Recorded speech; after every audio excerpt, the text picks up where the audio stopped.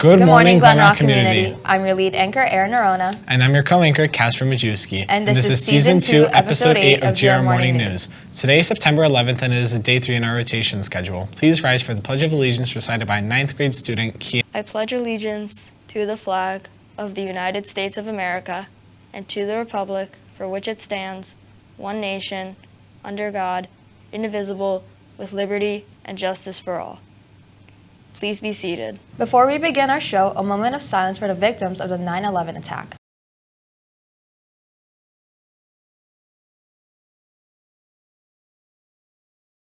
Now we will hear from Mr. Rowan and Miss Walter and Miss Felton to teach us about today's history.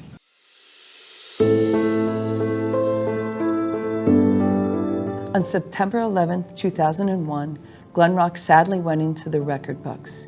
We were the one small town that had the highest population percentage loss because of the terror attacks on the World Trade Center. As the historian of Glen Rock, it is my job to collect stories and information about the experiences people had here in town. I personally was at home with a pair of twin one-year-old babies and had the TV on in the background as I was making breakfast. I noticed when the first plane flew into the towers and immediately thought, what a terrible tragedy. There was a plane accident. It had happened before. Sometimes with tall buildings in large cities, they get hit by planes because of pilot error, radar accidents, or illnesses. As I was watching the news to see how many people got hurt, the second plane flew into the second tower, and it was unbelievable. It took the entire world, the United States, and the people of Glen Rock a little while to understand that we were under attack. We had been used to living in peace in the United States since December 7th, 1941. Historians and psychologists call this experience a cluster emotion because the entire country experienced the same shock and horror all at the same time. As the events of the day unfolded, Glen Rock immediately jumped into action. First, the Board of Education, the superintendent, and the principals of schools locked down all of the students because we knew how many of our kids had parents in those towers, and we wanted to keep them safe. Then, as the people began to pour into the town off the trains covered in dust, the Glen Rock Town Council and Mayor John Van Kuren immediately went to the trains and began passing out water and seeing if anybody needed medical attention. Because of the lockdown and the flight freezing, New Jersey people began to struggle across the bridges. They found rides and were helped out of the city by even helpful boat owners.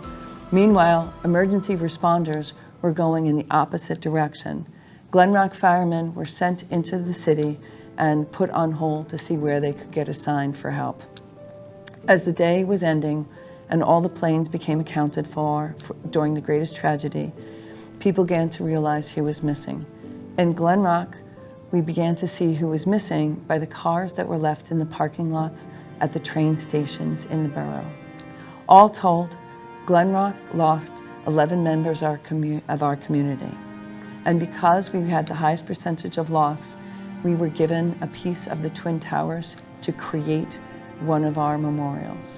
One of the things that the Board of Education members and Town Council did was to create an organization called GRACE, Glen Rock Assistant Council Endowment.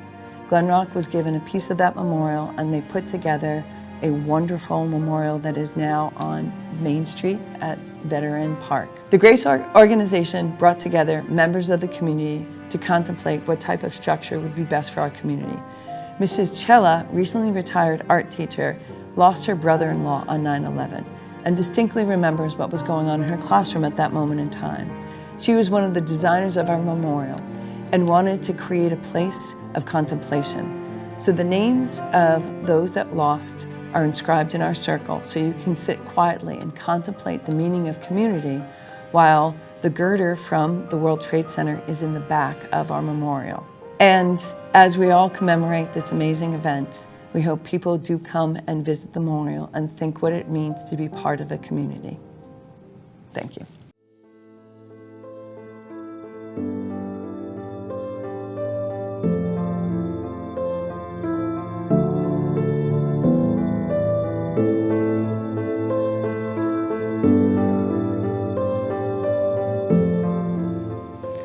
Good morning, everyone. and welcome to the Season 2 premiere of Rewind with Rowan. Today, I have the honor of speaking to you about those we lost on September 11th, 2001. The person you are seeing on screen right now is a firefighter by the name of Sean Patrick Talon.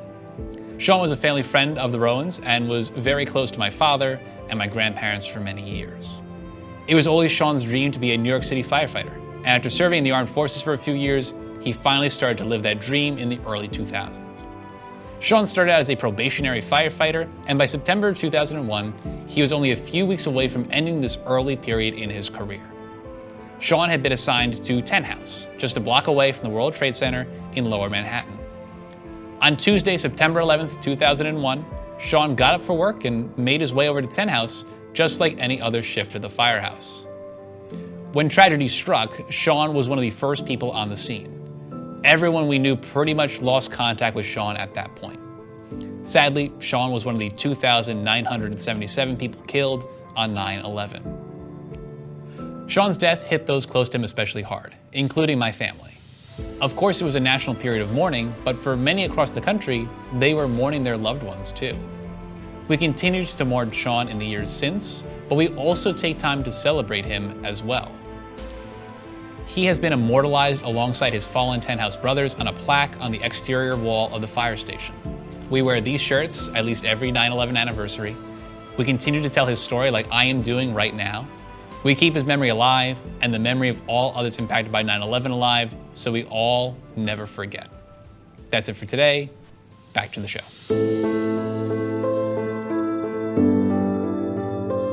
Good morning, Glen Rock. Miss Felton here. Despite the fact that most of you were born after September 11th, 2001, we are all familiar with the events of that day. For those who do remember, this was truly a life-altering experience. Many people, especially those in our area, have vivid memories of where they were when they learned the news. By sharing these stories, the younger generations are able to learn about this event through many different perspectives. However, it's important to remember that not everyone is comfortable discussing this tragedy, especially those who were personally affected by it.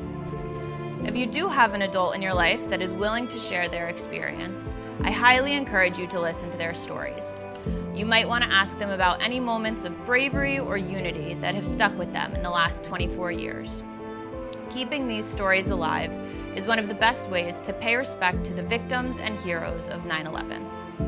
For further research, you can visit 911memorial.org.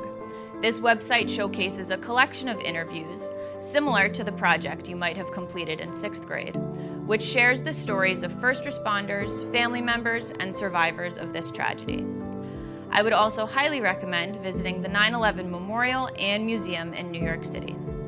The reflecting pools mark where the Twin Towers once stood and honor the names of every victim. The museum features interactive timelines, art installations, and artifacts, including an NYPD fire truck that was recovered from the rubble.